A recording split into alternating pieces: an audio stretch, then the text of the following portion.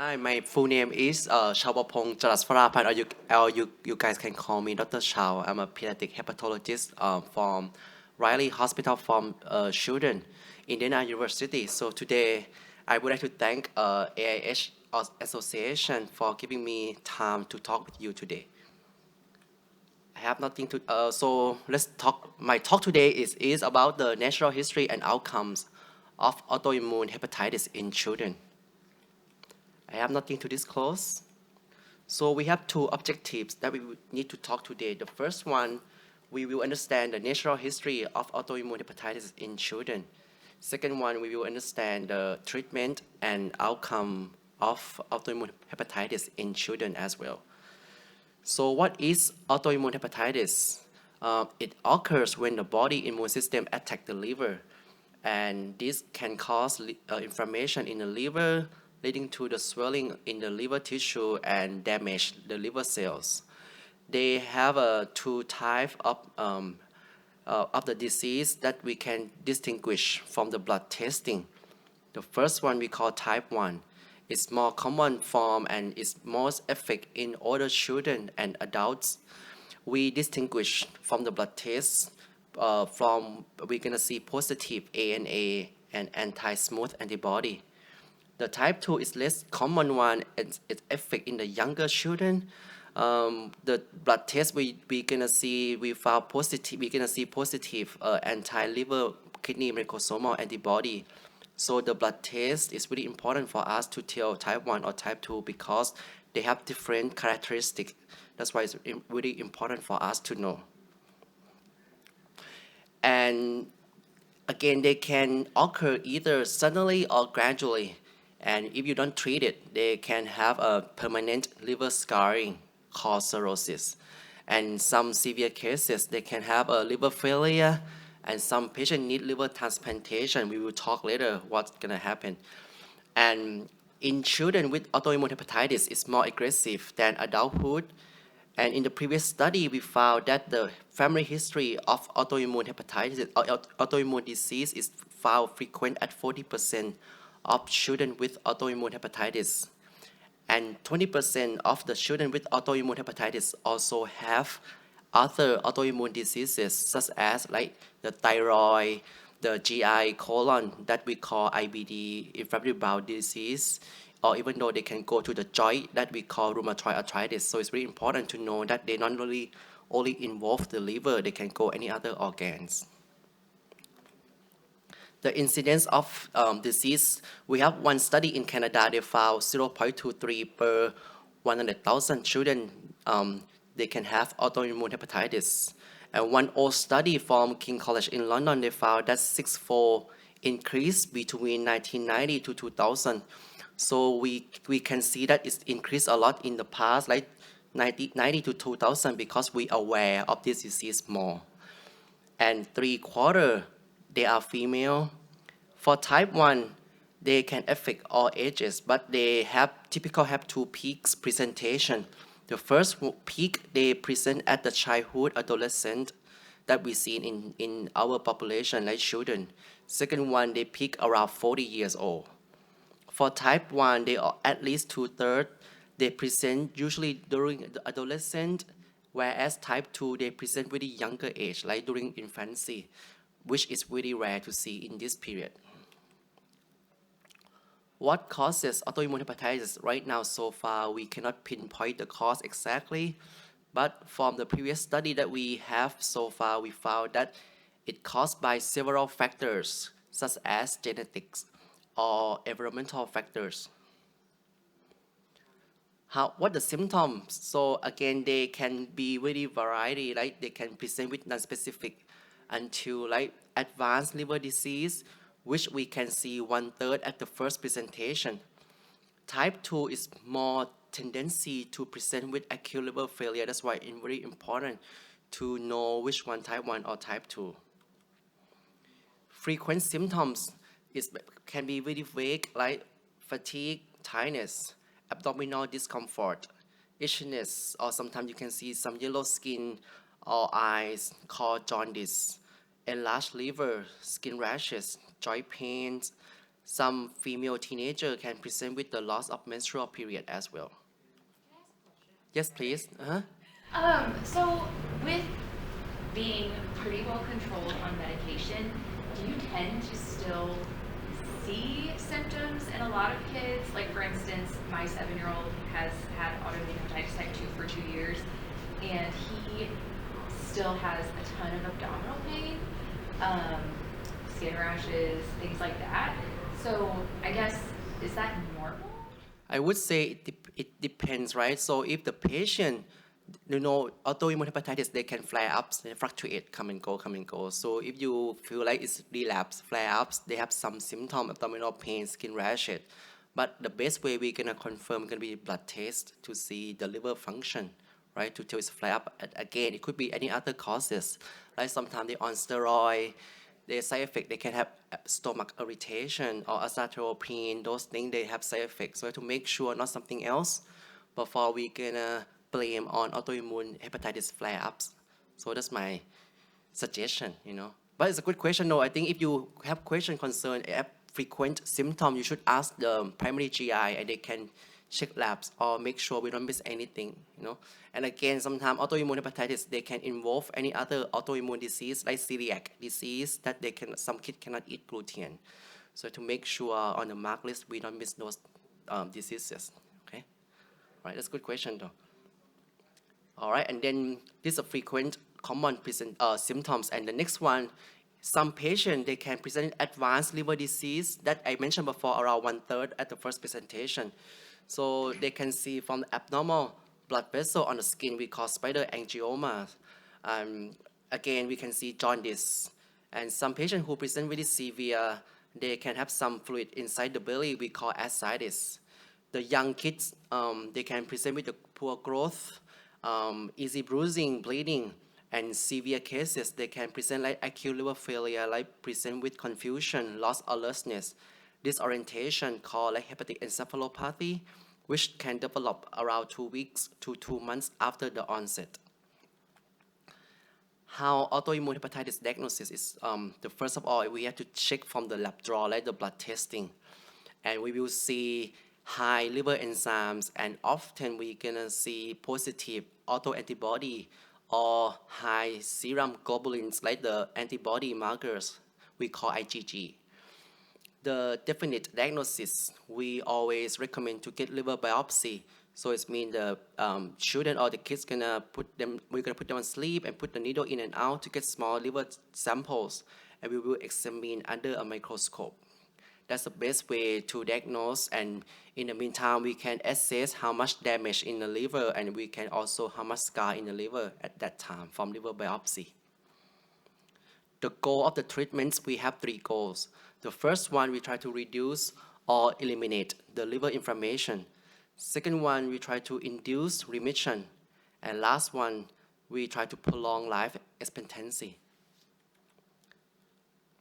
So the treatment that you know already, that this condition we need immunosuppression. So it means they suppress the immune system to prevent the immune to attack the liver. The initial treatment we use steroid. Right now in the previous children guideline, they recommend to use budesonide rather than prednisone because they have less side effect. And they have the same efficacy. However, in some severe cases, they still recommend to use prednisone, because it works faster and better. For the long-term immunosuppression, we use azathioprine. And again, that I mentioned, these 2 medication is immunosuppression.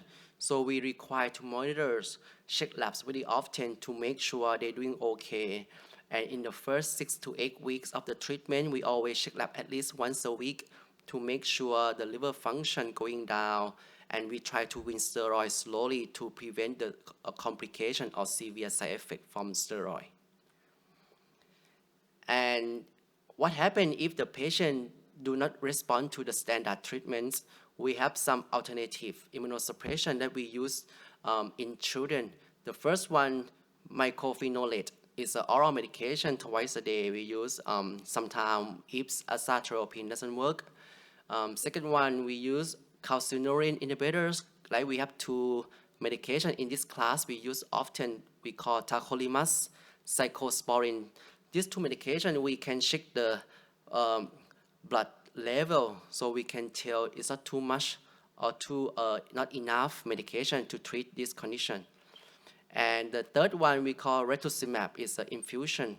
And the last one, anti-TNF alpha, we call infliximab. The last two medication is an infusion, so it means the patient have to come to the hospital or the infusion center to get those medication. And again, in the previous data in children, the last two medication is only in the case report or case series. So we need more data to confirm it, but sometimes, to be honest, we still use it if really severe disease. I know I have many questions for the family or the patient for the side effect of the medication. The first one that I mentioned before, prednisone, that we use at the initial treatment. The side effect they can have weight gain, acne. For the teenagers, sometimes have problem with the sleep, some mood changing, agitation, aggressive. Sometimes they feel heart racing, increased rate of infection, some vision problem, and also stomach irritation. I know sometimes if you have give the steroid really long time, they can increase the blood glucose. So we worry about diabetes.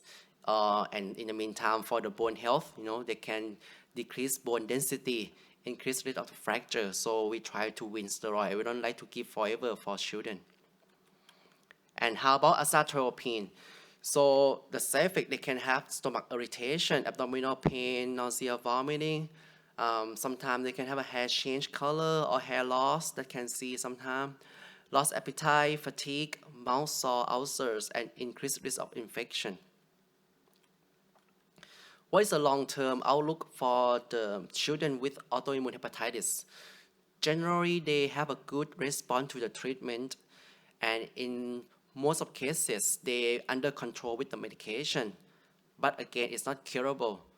And type of medication or the length of the treatment can be vary. It depends on individual. Some patients, they respond to steroid very well. We try to we can win really quick. But some patients, they need to on low dose steroid for a year or 2 years, so it depends on the individual. The most patients stay one or more medication for several years, while others, they may need treatment for that lifetime, so it means they have to take medication every day.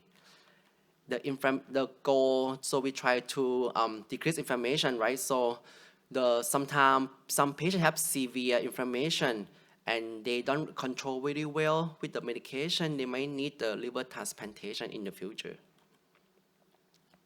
Before moving on to the outcome, I want to talk about two definitions that is really important for the family to know. We call remission and relapse. So remission means complete clinical recovery with the normal liver enzymes that can be achieved around 60 to 90% of the patient.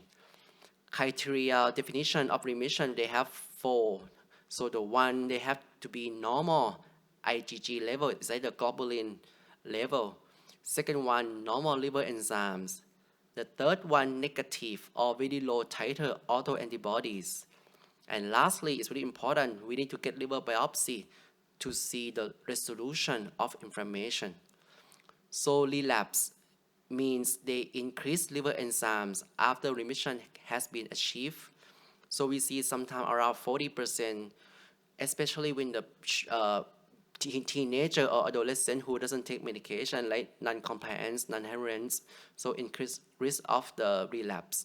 And sometimes when you see relapse, we always recommend to increase steroids, just temporary, until we calm down the inflammation. I know some family always asking me this treatment withdrawal, which we see sometime in children with autoimmune hepatitis. So we always recommend to treat at least 2 to 3 years before we talk about treatment withdrawal. And again, we have to make sure the liver function test always normal and autoimmune and autoantibody negative or very low titers at least for 1 year before we consider to do the treatment withdrawal. And again, before withdrawal, we need to do liver biopsy to exclude the remaining inflammation that we cannot detect from the blood testing. I always tell the family all the time, successful for the complete withdrawal is only 20% for type 1. So again, 80% still fail after withdrawal treatment.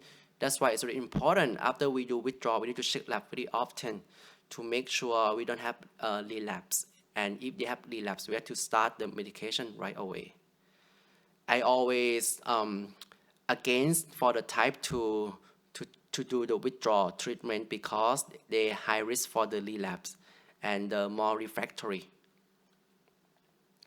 That I mentioned before, one outcome for autoimmune hepatitis, they can have liver transplantation. So indication, the first one, it would be the end-stage liver disease or cirrhosis is indication for transplant. Second one, like the malignancy or cancer, which we don't see very often in children, but we see sometimes in adolescent or young adult. And lastly, when the patient presents with a severe acute liver failure who doesn't respond well with the steroid, it's an indication to do transplant. And we found around 2 to 5% of autoimmune hepatitis in children, they need liver transplant. And the outcome is really good, 5-year survival rate after transplant is around 80 to 90%. Again, after transplant doesn't mean we're done with the disease. So we just change one condition to another condition. So after transplant, the kids or the patients still need the immunosuppression after transplant. And one thing that we are always worried about autoimmune hepatitis after transplant is the recurrence, which can happen anytime. But the mean time that presentation of recurrence is around 5 years. And recurrence rates increasing with the post-surgical interval. And they may occur as early as 35 days after transplant. The recurrence rate of this autoimmune hepatitis after transplant can be vary depending on the studies, sometimes 38 to 83%. And again, it's something else. I think it's really interesting that the patient who present with severe like liver failure, who have transplants, they have less frequent to have recurrence compared to the patient who present with the chronic presentation like cirrhosis. What can you do to support your child? So of course, it's really challenging. It's a chronic disease condition. So I always recommend the parents, family to make sure your kids or your child encounter this condition very well. Because sometimes teenagers or older kids, they might avoid to take medication, and you don't take medication, of course, they can have some complication from the autoimmune hepatitis. That's really important to make sure that they are doing okay. I always talk to the family and the patient as well when the first time we see each other about diagnosis to make sure how they feel, to share their feelings.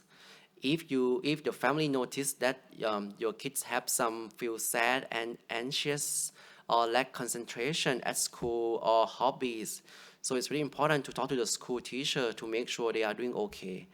And in the meantime, some kids, they can have some difficulty sleeping. So it's really, really important if the family notice about this issue, we should talk to the healthcare provider. The reason why it's really important, the healthcare provider, they can give you some resources to help you and your child to cope with this condition. Like our center, we have pediatric GI psychologists, so it means they are focused on pediatric GI diseases and liver diseases.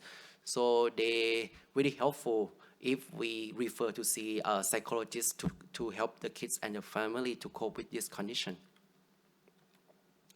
This is all my references. And again, this website, GI Kids, I think it's really helpful. It's from the NASPGHAN, like the PGI organization. You can Google it and just type PGI Kids Parent Education, and you're going to see this website pop up right away. I think it's really easy to read for the family and for the teenager or the children as well. Thank you for your attention. I know we have one more talk by Dr. Tolliver too. Yeah, just one question. So with kids, so for instance, like if you're on the azathioprine and prednisone long term, what, I guess, questions as a parent can I ask to weaning off steroids isn't working? So I guess other options with a pediatric patient. You know, I think I feel like some cases, I have some couple of patients who I try to wean steroid, it's always relapse. So sometimes we keep the very, very low dose steroid to prevent the side effect, right? From high glucose, bone health, those things. And sometimes we can change, prednisone to the budesonide if they want to try. But again, some patients doing really well with the low dose, and some patients they have to change to budesonide. They're doing really well too. So I think if you want to try, I think we can talk to the provider and we can discuss about the other option. Yeah. So I know obviously low dose steroids is not as harmful, but I guess long term, is the harm next to nothing? Is it higher than the other option for, I can't remember what it's called, but not prednisone, the other one? To be budesonide? Yeah.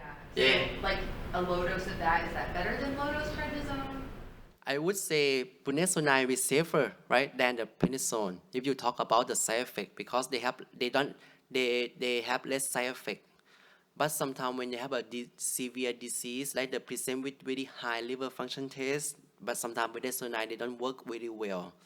So for my practice, when the first presentation they have very high liver enzyme, we start steroid like prednisone. And when they're doing really, really well, we cannot wean prednisone, we can change to budesonide, less side effect. And again, keep in mind that they can relapse later. So again, I know you are right, it's really important. They have side effect from the steroid, especially the small kid, they can have a poor growth or glucose, those things. So we keep in mind we have to talk all the time, like we need to change to the new medication or not.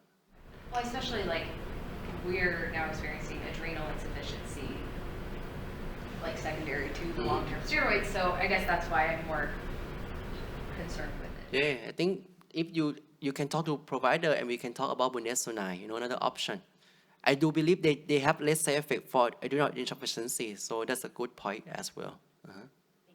Anything else to add? No, I would agree. And, trying to get down on low dose steroids, sometimes you have to think about the risks and benefits of changing off a regimen that actually has you relatively well controlled onto more of like our second line treatments, which we know work maybe a little bit less as successfully as azathioprine. You can always go back to azathioprine if that's something you want to try, but typically if I have a kiddo who's doing relatively well on less than 7.5 milligrams of prednisone or budesonide with a smaller dose, and azathioprine, I'm a little hesitant to change their kind of backbone immunosuppression. With genetic markers for type 1 diabetes?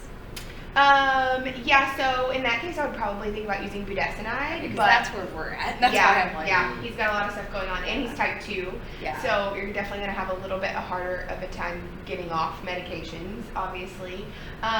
So I think switching to budesonide and watching for side effects. We watch bone health, we watch for diabetes, adrenal suppression, and those things would probably be my first step. I agree. But we still had a lot of steroid side effects, even from low dose budesonide.